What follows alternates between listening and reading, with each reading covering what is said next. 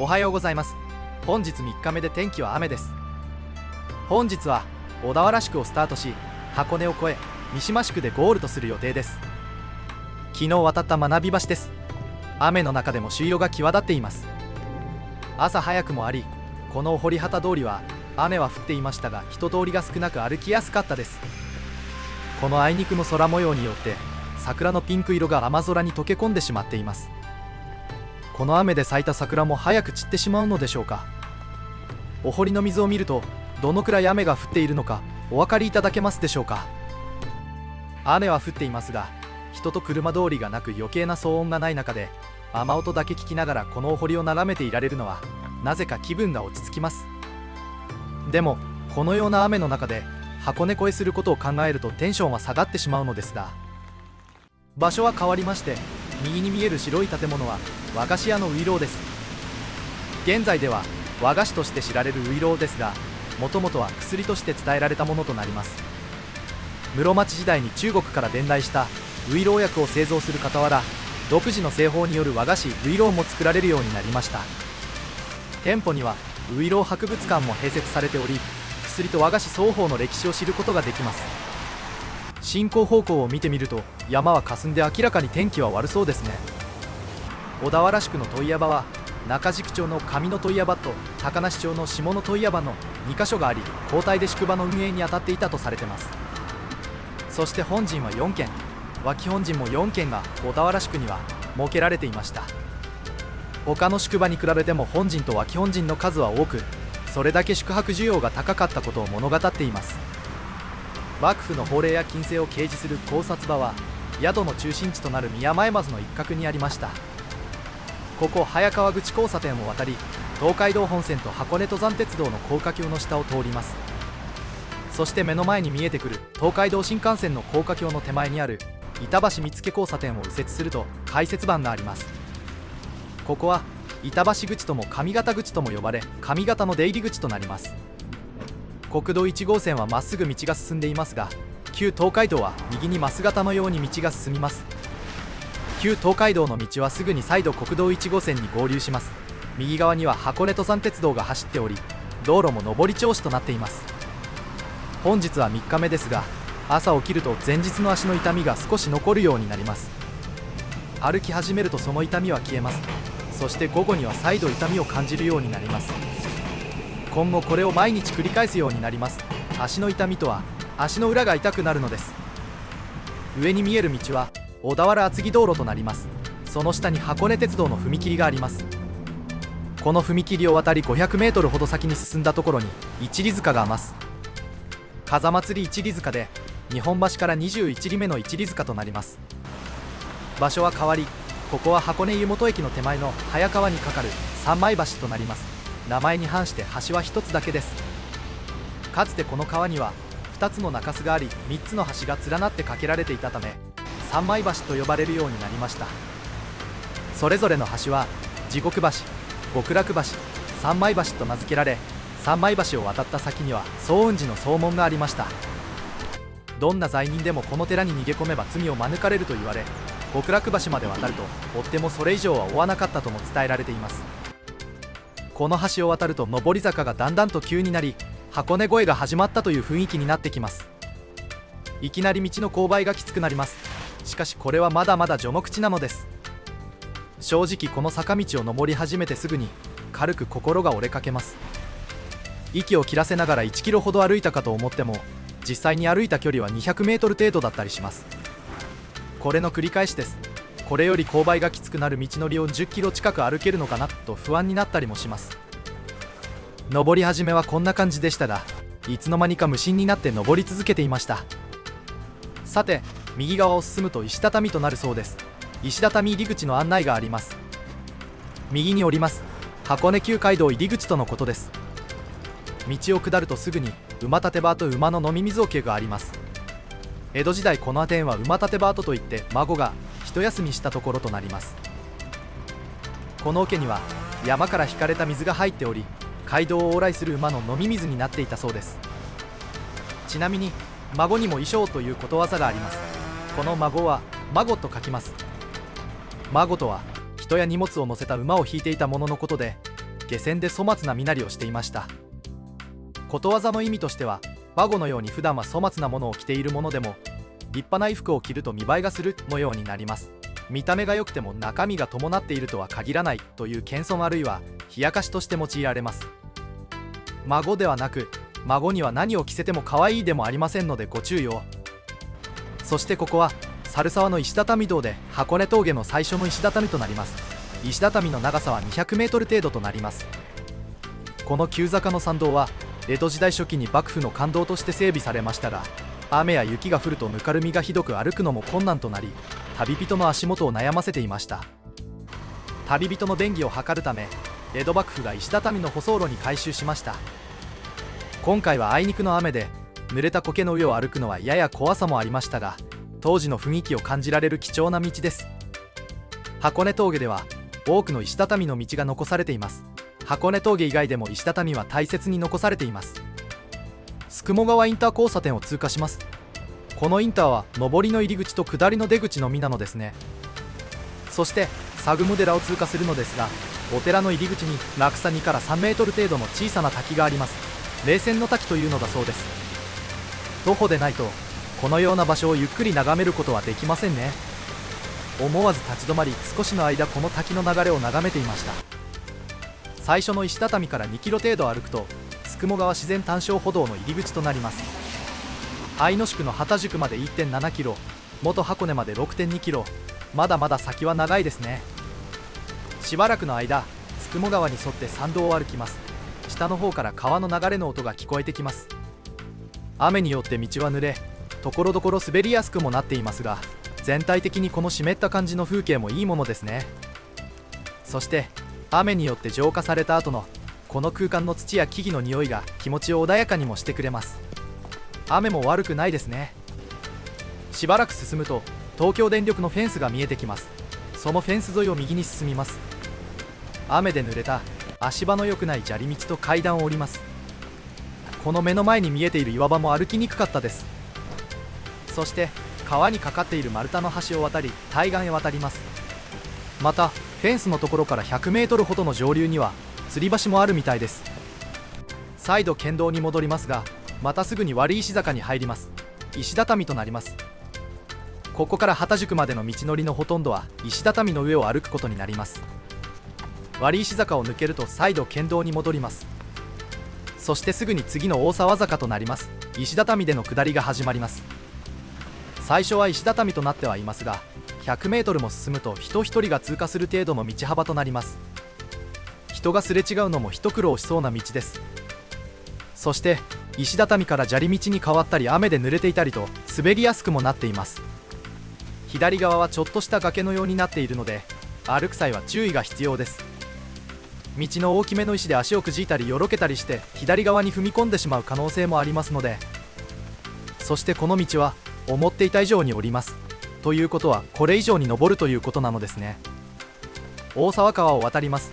すると今度は一転して道は急登な石畳が続きます。息を切らしながら歩きます。石畳などで整備されているとはいえ険しい道です。昔の人たちはこのような場所をわらじで歩いていたのかと思うとそれにも驚きです。カーブを曲がっても見えてくるのは上り坂の石畳の繰り返しなので、いつまでも石畳を登っているような気分になります。これは精神力も鍛えられそうです。でもこの道がただの土だったことを想像してしまうと、上り下りはかなり大変だったのだろうと思います。そして石畳で整備されたことに感謝してしまいます。するとようやく前方に建物の影が見えてきました。気力と体力が復活したような気分になりました。この石畳を越えた先が幡宿となります。現代では舗装された道を多くの車が走っていますが、当時はこのような石畳の参道だけだったのかと思うと、心細すぎて峠越えなんてできるのかと不安になります。工芸品店の浜松屋が先に目に入り撮影をしていたのですが、この浜松屋の反対側が幡宿本陣とでした。撮影をし忘れました。この本陣は屋号明賀屋と呼ばれ、名主の旧元屋敷跡は当時参勤交代の大名や公家たちが使用した宿泊所跡となります。建物は1912年の火災で焼失しましたが、庭園は今も当時の面影を残しているそうです。幡宿に入ると坂道も緩くなり、歩きやすくなります。この案内板からすると箱根の関所までは 5.5 キロあって2時間はかかるとのことですね。当然なのですが坂の名前ばかりが書かれていますね。そして道路は右へカーブしますが旧東海道はまっすぐ進みます。蕎麦屋さんを過ぎたところに一里塚があります。畑宿一里塚で日本橋から23里目の一里塚です。ここの一里塚は明治以降に一部が削り取られていましたが復元整備されたとのことです。湯本茶屋一里塚からここまでかなり歩いたと思っていましたが一里なので約4キロしか歩いていないことに少し気を失いそうになりました。さすが峠道です。平坦な道と違い時間がかかります。ここまでもきつかったのですがこれからもっときつくなります。この一里塚から再度石畳が始まります。一里塚から石畳を少し上がると旧東海道が国道1号線の上を渡っています。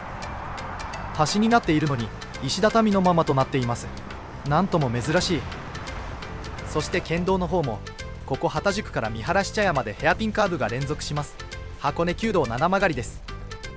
これを突っ切るように旧東の旧東海道が続きます。石畳を上り県道の歩道を歩き県道からの階段を上り県道を歩き階段を上りさらに階段を上り階段を上り階段を上り階段を上り階段を上り階段を上り登った先の三春峡に案内板がありました。甘酒茶屋まで 1.3 キロ元箱根まで3キロかなり登ってきましたがまだまだこれだけ距離が残っています。今の心理状況ではこの距離はかなり長く感じます。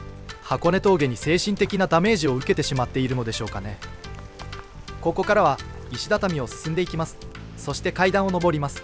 登ったこの辺りが当時サルスベリ坂だったそうです。この県道を渡って向かい側にある階段をまた登ります。再度県道に合流し石畳風な歩道を歩き茶屋まではあと400メートル程度の距離なのですがここの距離がとても長く感じました。そしてようやく着いた甘酒茶屋です。畑宿からこの茶屋に着くまでに何度心が折れそうになったことでしょう。甘酒茶屋の手前に無料の休憩所があります。無料なのに立派な建物です。土間やいろりがあります。多くの人が入れそうです。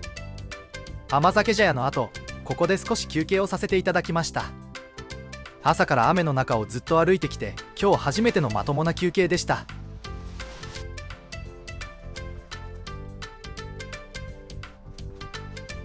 箱根甘酒茶屋です。畑宿と箱根宿の間に位置する甘酒茶屋では地元産のうるち米と米麹だけを使い400年前と同じ製法で仕込まれた甘酒を味わうことができます。海外の方が多く訪れていました。インバウンドを感じます。玉こんにゃくに自家製味噌がたっぷりかけられてる味噌おでんと米麹と米のみで作られている甘酒をいただくことに。玉こんにゃくは自家製味噌との相性バッチリでうまくいくらでも食べられそうです。そして飲む天敵とも言われる甘酒は砂糖未使用なのに程よく優しい甘さがありこれもいくらでも飲めてしまいそうでした。権現坂で石畳の下り坂が続くこの道は箱根旧街道を代表する名所の一つです。もうすぐ芦ノ湖です。雨の中での下りの石畳は必要以上に足に力が入ってしまいます。そしてこの細い道を抜けると芦ノ湖なのですが映像がありませんでした。芦ノ湖の遊覧船が写った写真を貼っときます。この先は箱根宿となります。箱根宿は現在の神奈川県箱根島に位置し日本橋から約100キロ離れた10番目の宿場町となります。観光地としても有名なこの場所は現在ではインバウンドの影響で外国人観光客の姿が非常に多く見られます。そしてこの日はあいにくの雨で湖ももやに包まれていたため先へ進みました。一里塚が見えてきました。箱根一里塚です。日本橋から24里目にあたる一里塚となります。一里が約4キロなので約96キロの距離となります。全体の約5分の1を歩いてきました。ここからは箱根でも有名な杉並木の箱根旧街道杉並木となります。この杉並木の道を通り元箱根から大師箱根公園まで約500メートルを歩き箱根の関所へと向かいます。樹齢400年近い杉が400本以上連なる荘厳な並木道はまさに旧街道の風情を感じさせてくれます。そしてこの杉並木は東海道を行き交う旅人たちを夏の暑さや冬の寒風から守っていたそうです。現代はこの杉並木の真横を道路が並走し車も走っていて賑やかですがかつては真横の道路などはなく、この杉並木のみの通り道だったのですよね。騒音もなく静かで、ただただ山道を歩いているという感覚だったのでしょうか。雨が降り水たまりがありますが、足元には丸みを帯びた砂利が敷かれており、意外と歩きやすい道でした。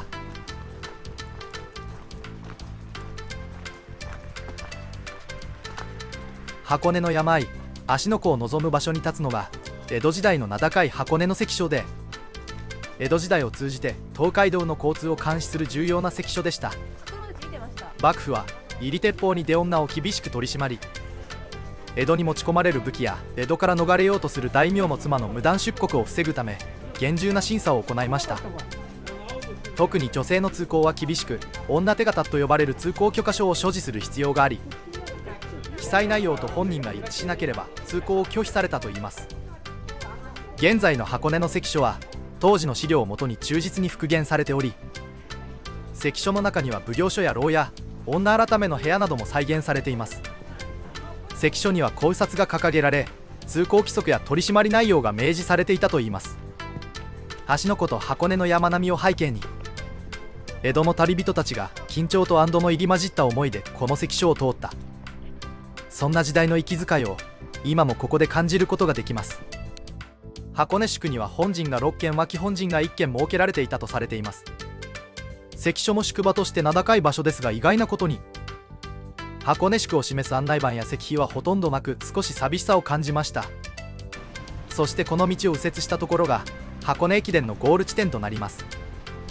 箱根駅伝は毎年お正月の2日と3日に行われる箱根の冬の名物の一つとなっています。